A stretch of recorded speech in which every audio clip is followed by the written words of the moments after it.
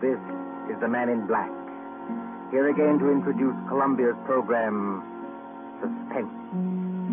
Our stars this evening are three. In the order of their appearance, they are Walter Hampton, one of the theater's proudest names for two generations, and Susan Hayward and Lee Bowman, two of Hollywood's brightest younger stars. The story called The Dead Sleep Lightly by John Dixon Carr is tonight's tale of suspense. If you've been with us on these Tuesday nights, you will know that suspense is compounded of mystery and suspicion and dangerous adventure. In this series are tales calculated to intrigue you, to stir your nerves, to offer you a precarious situation, and then withhold the solution until the last possible moment. And so, with The Dead Sleep Lightly, and with the performances of Walter Hampton, Susan Hayward, and Lee Bowman, we again hope to keep you in suspense. Ashes to ashes, and dust to dust. Meadowvale Cemetery, not far from New York.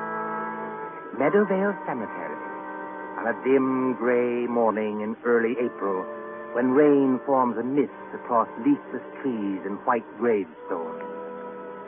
You see, over there, the group of silk-hatted gentlemen, each with his protecting umbrella, gathered around an open grave. You see the clay soil freshly dug. You can hear perhaps the creaking of support as the coffin is lowered into its everlasting house, and the droning voice of the clergyman. I am the resurrection and the life, saith the Lord. He that believeth on me, though he were dead, yet shall he live. Live? Quiet, Mr. Templeton, please. What's wrong with old Templeton? Please, sir, remember where you are. She's not alive, I tell you. She's not alive.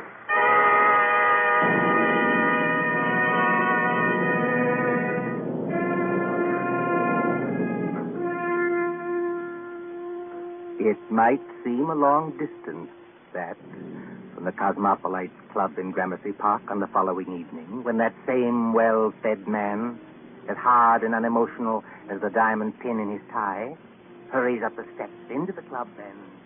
What? Yes, Mr. Templeton? Tell me, Mr. Wilmot in the club, do you know? Yes, sir. Don't you see him? See him? Where? In the lounge over there, sir. Sitting by the fire. Yes, of course. I'm a little upset. You're a good fellow, Henry. I won't forget you. Thank you, sir. Excuse me, sir, but aren't you going to take off your hat and overcoat? Never mind my hat and coat. Just tell me one other thing. When I came into the club, was there anybody following me? Following you, Mr. Templeton? Yes, a woman. A woman with a long skirt and a heavy black veil. There aren't many women who wear that kind of dress nowadays, sir. Look out into the street. You see anybody? No, sir. There's just... What's that? Oh, that's only the old street musician, sir. He doesn't mean any harm. I won't have that tune played, you hear? I'm used to getting my orders obeyed, and I'm going to have this one obeyed. Here's somebody. Go out and tell him to go away. Yes, sir, if you insist, but... Do as you're told and don't ask questions. If anybody wants me, I shall be with Mr. Wilmot. Very good, sir.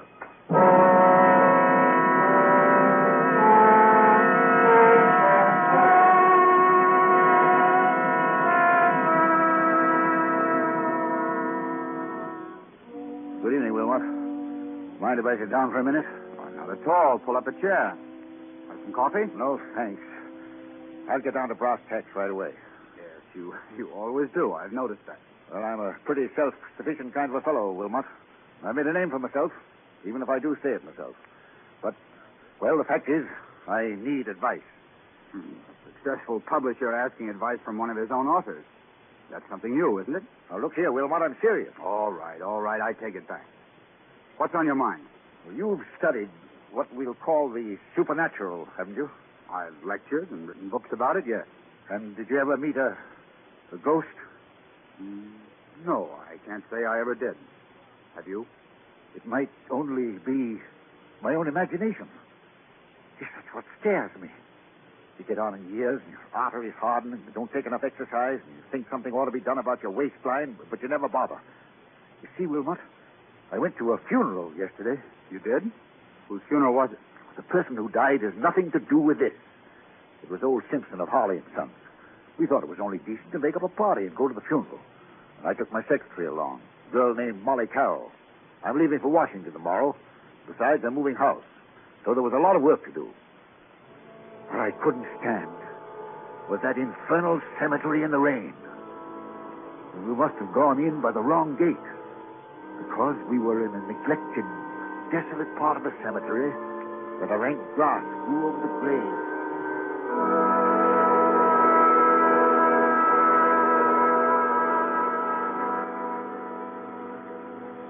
You'll oblige me, Miss Carroll, if you first find out the proper directions about places. We've come in the wrong gate to the cemetery. Oh, I'm sorry, Mr. Templeton. I thought What you thought doesn't matter now. This is the wrong part of the cemetery. My shoes are absolutely ruined with wet clay. Well, it isn't doing my own shoes and stockings any good either, Mr. Templeton. If there's been any damage to them, Miss Carroll, I'll replace them. You never found me ungenerous, now have you? Well, not exactly ungenerous, no. I'll pay you the compliment, Miss Carroll, saying that you're the best secretary I ever had. Thank you. Yet you want to leave me. Yes, I want to get married. That's what Mr. Barnes is telling me. And who is this paragon of yours? What does he do? Does he make any money? Well, Frank's a radio technician. He's not very wealthy, I'll admit. Wealthy? A radio technician? I'll bet he doesn't make as much as I pay you. Yet you want to get married. Well, is there anything very strange about that? Yes, if it interferes with your career, if it... Good Lord. Look at that. Look at what, Mr. Templeton? Over there, where I'm pointing. You mean that? It's only an old gravestone covered with weeds and brambles. I haven't seen that grave in years. It looks rather neglected. It is neglected, isn't it? Will you go closer, please, and read the inscription? Mr. Templeton, Do as I tell you, please. it says... Let's see if I can get some of these weeds aside. It says, Sacred to the memory of Mary Ellen Cleaver, born September 5th, 1892, departed this life March 25th, 1919. Thou shouldst still be adored as this moment thou art, let thy loveliness fade as it will. If you lower that umbrella, Mr. Templeton, you'll get soaking wet. Sentimental crash. But she always liked it. She always liked it. Mary Ellen Cleaver. Did you know her? Very well indeed. She was my wife. Your wife? But I never knew you were married. Neither does anybody else. Where's my flask of brandy? What have I done with it? It's in your hip pocket, Mr. Templeton, but do you think that's very wise? You've already had more than enough. Whatever I do is wise, Miss Carroll. Well, we were married very young. She was a nice little thing. I was fond of her, yes. But she couldn't have helped me. I'm not a snob, but she wasn't in my class. No style, you know, no manners, no education. Indeed. Could I have introduced her to the friends I was making? No. Wouldn't have been kind to her. She didn't even want to go to the places where I was invited. She'd sit at home and say, what was it like? Did you have a nice time? What was Mrs. So-and-so wearing? And she loved me. I'll put that to her credit. But You left her? I thought it was the kindest thing to do, yes. She went away. Then I heard she'd had... Had what? Nothing, doesn't matter. Well, there was a war on, and I attended the peace conference in Europe. Never even knew she was dead until I heard some friends had buried her. I always promised to call her up. She said she'd come back to me if I did. You couldn't call her up now, Mr. Templeton, even if you wanted to. No, I suppose not. But I was fond of her. I wish there was something I could do. Well, you could have her grave cared for. Have some flowers put on it. That's it. That's an idea. She'd have liked that.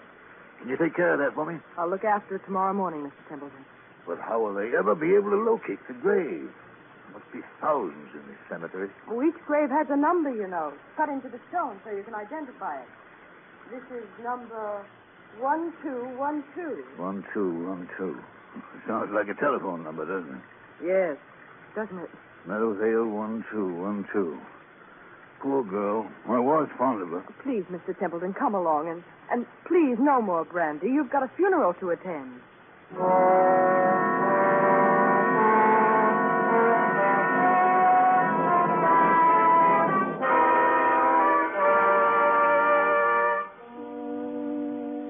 And then, Wilmot, The night came.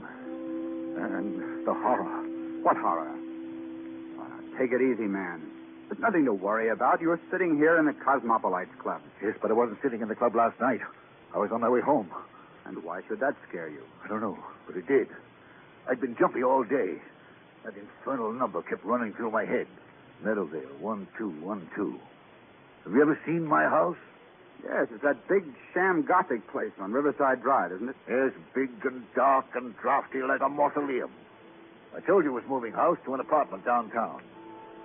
But there were some papers there I had to get out of the safe in the library to take with me to Washington tomorrow. I knew the servants would be gone, of course. But I hoped Mrs. Bloom, that's my housekeeper, would still be there. Then, when I went up the park, about 6:30... Meadowvale, 1212. Meadowvale, 1212. Meadowvale, 1212. Meadowvale, 1212.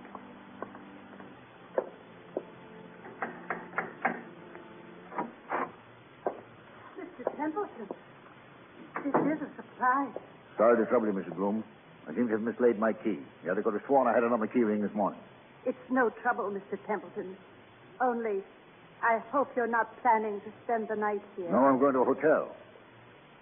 Why do you ask? Because they've disconnected everything except the electricity and taken away most of the furniture. I haven't touched anything in the library. No, sir. I told them you said to leave that.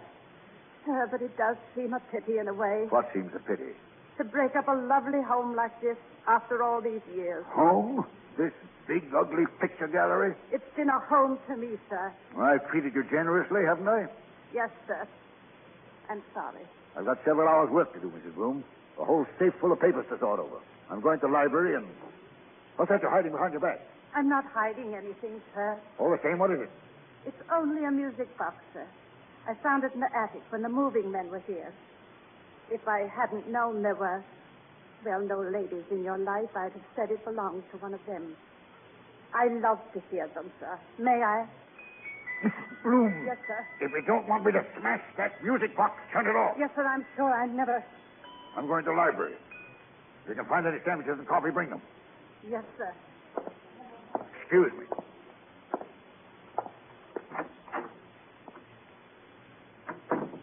Same old library. Same old claw-footed desk. There's the Venetian mirror she bought for you. Look at yourself in the mirror, Templeton.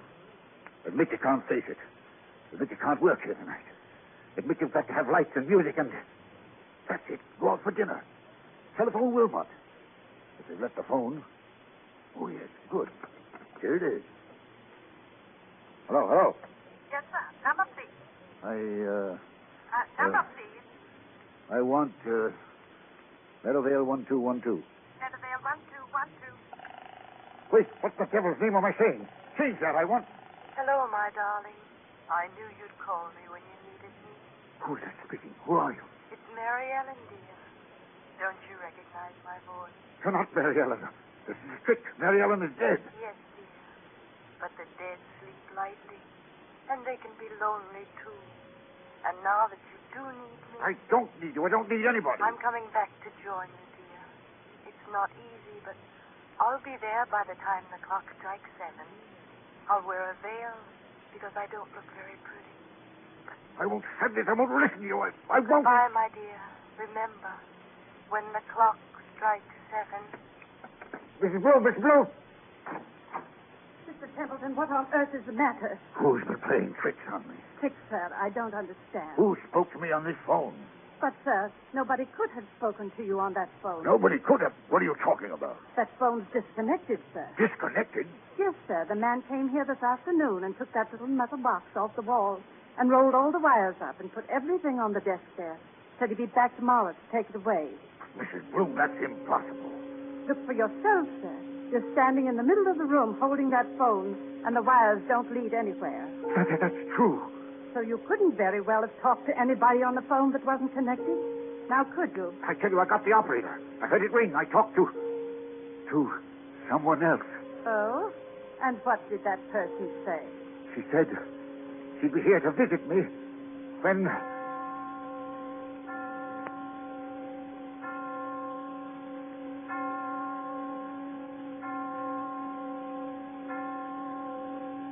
Mr. Templeton, what's the matter?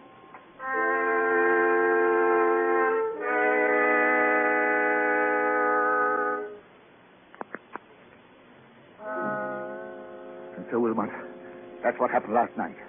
The phone was disconnected. It was Mary Ellen's voice. There's no doubt about that. Am I out of my mind or what?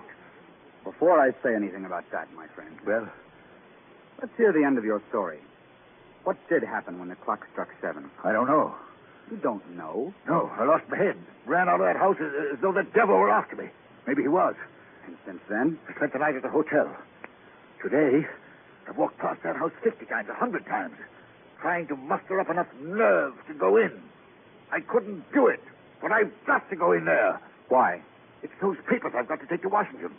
Send somebody else to get them. I can't do that, Wilmot. It's confidential information for the government. I've thought of everything. I've even bought a revolver, see? For the love of heaven, man, put that gun away. You want the other club members to think you have gone insane? Then I thought of you. You know all the tricks of fake spiritualists. You've written about it and lectured about it. Which reminds me, by the way, that I'm lecturing before the Acropolis Club in about 20 minutes. You've got to break that engagement, Wilmot. Why? Because you're going with me to my house tonight, now. Oh, that's impossible, old man. Now sit quietly and listen to me. I'll go with you willingly tomorrow morning. That's too late. I'm taking an early plane to Washington. Well, then wait until I can get away from the lecture. Say, around midnight. I'll tell you what I'll do. I'll take a taxi and join you as soon as I can. That won't do. I've got to know the answer now. You understand? Aren't you being a little unreasonable about this? Unreasonable or not, I usually get my own way, and I mean to have it now. Well, then I'm afraid you'll have to go to the house alone. Besides, You know, Wilmot, you worry me. You sit there puffing at that pipe and looking at me out of those queer eyes of yours like a young Satan. I've often wondered what you were really thinking about. since you flatter my intelligence so much, I was wondering whether you'd been quite frank with me. Frank with you, how? About your late wife, Mary Ellen Cleaver. What about her? Well, after she left you, something happened that, you don't like to talk about. Was there, by any chance, a child, a son, for instance, or... Did you say a son? Yes. I don't know what you're talking about. Well, then let's agree not to understand each other, shall we? Now, are you coming with me or aren't you? I tell you, man, I'll get there as soon as I can. All I can think about is the wet red clay in that cemetery, and the dismal grave in the rain, and what her face might look like if she raised the veil. And what am I going to see in that house? What am I going to see in that house?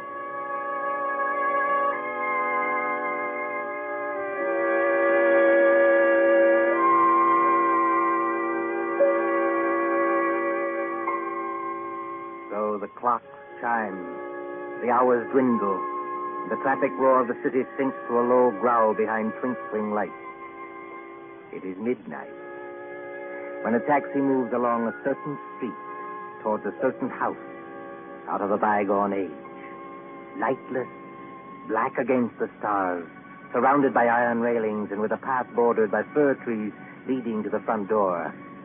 Look, too, with the face of Mr. Patrick Wilmot when that taxi draws near. All right, driver. This is the place. I'll be in wait for you, sir. No, you needn't wait. Keep the change. Thank you, sir. Good night.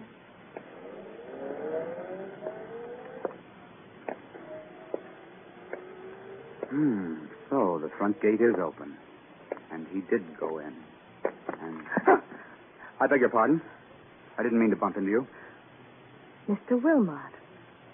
You know who I am. Oh, yes. I've seen you several times at our office. I'm Molly Carroll, Mr. Templeton's secretary. What are you doing here? Well, it's Mr. Templeton. What about him? Well, that's what I want to know.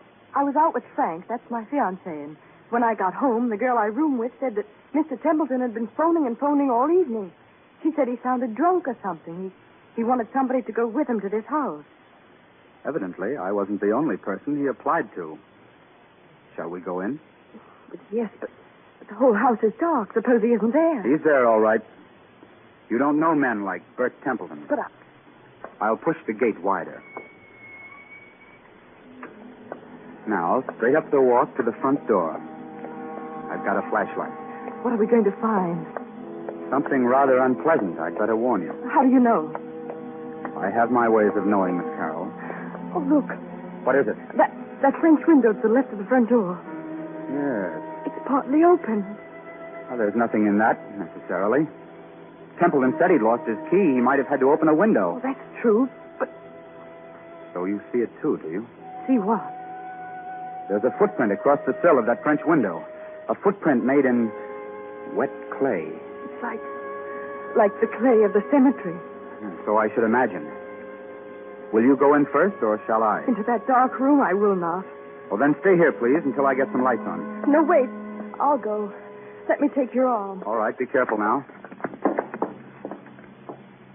Yes, I thought so. This room is the library.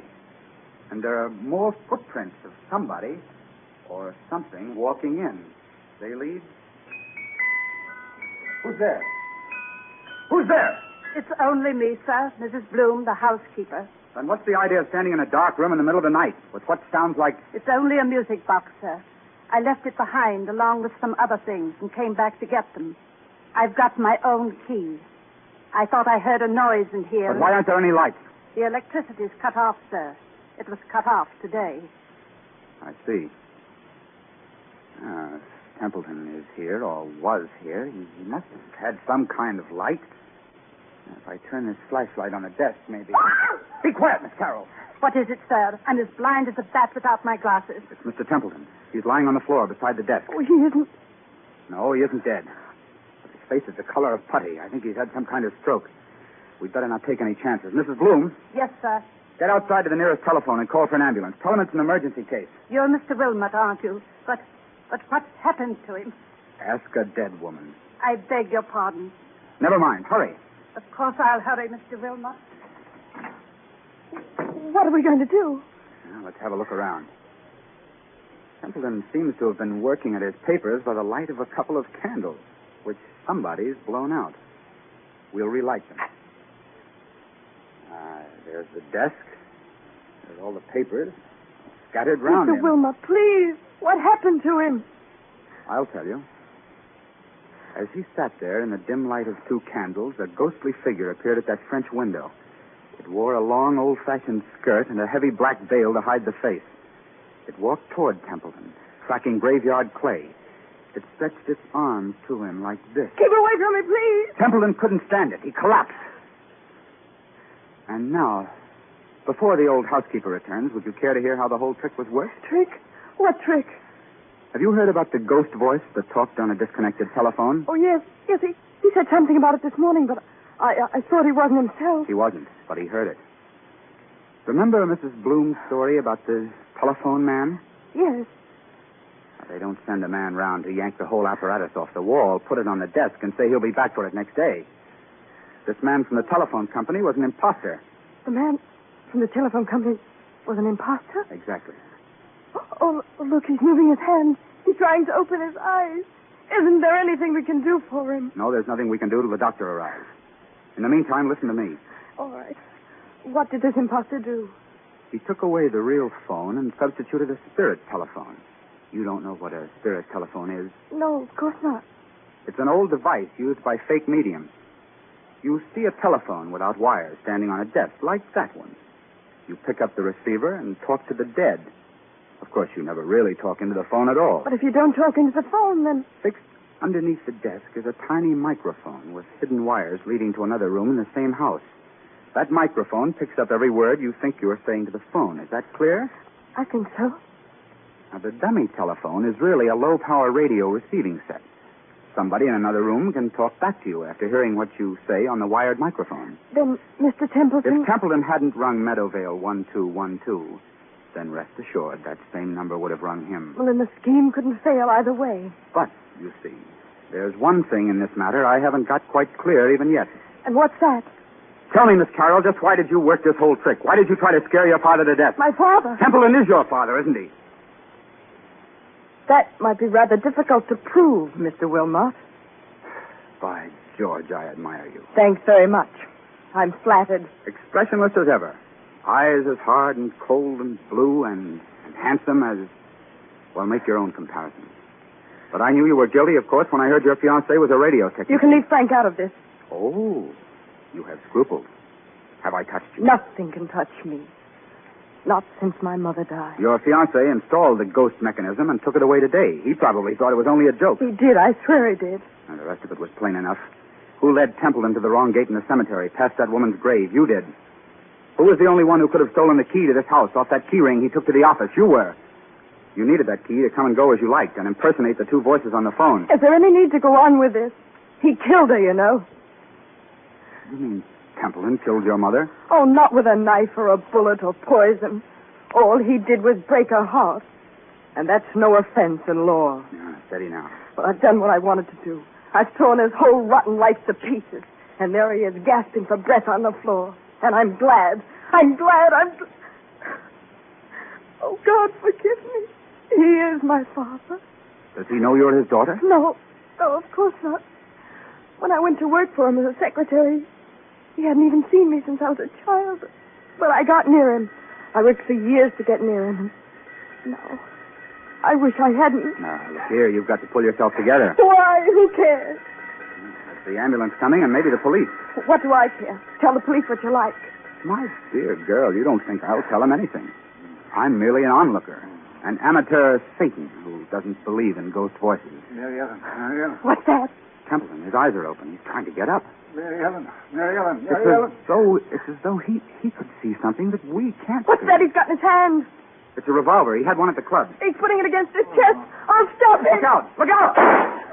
Oh, he did love her after all. And now he's tried to join her. Oh, don't let him die. He's all right, Molly. You grabbed the gun just in time. If he doesn't die, I'll make it up to him. I swear I'll make it up to him. I tell you now, he's not going to die. But Mary Ellen. What? Mary Ellen. But what? Mary Ellen. I was just wondering, is there a ghost in this room tonight?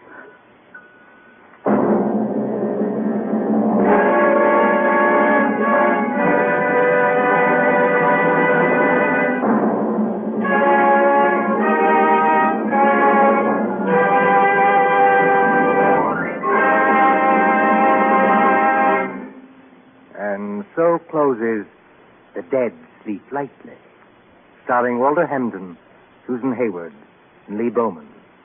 Tonight's tale of suspense. This is your narrator, the man in black, who conveys to you Columbia's invitation to spend this half hour in suspense with us again next Tuesday. Miss Hayward appeared through the courtesy of Paramount Pictures, and Mr. Bowman appeared through the courtesy of Metro-Goldwyn-Mayer Studios. William Spear, the producer, John Dietz, the director, Bernard Herrmann, the composer-conductor, and John Dixon Carr, the author, collaborated on tonight's Suspense.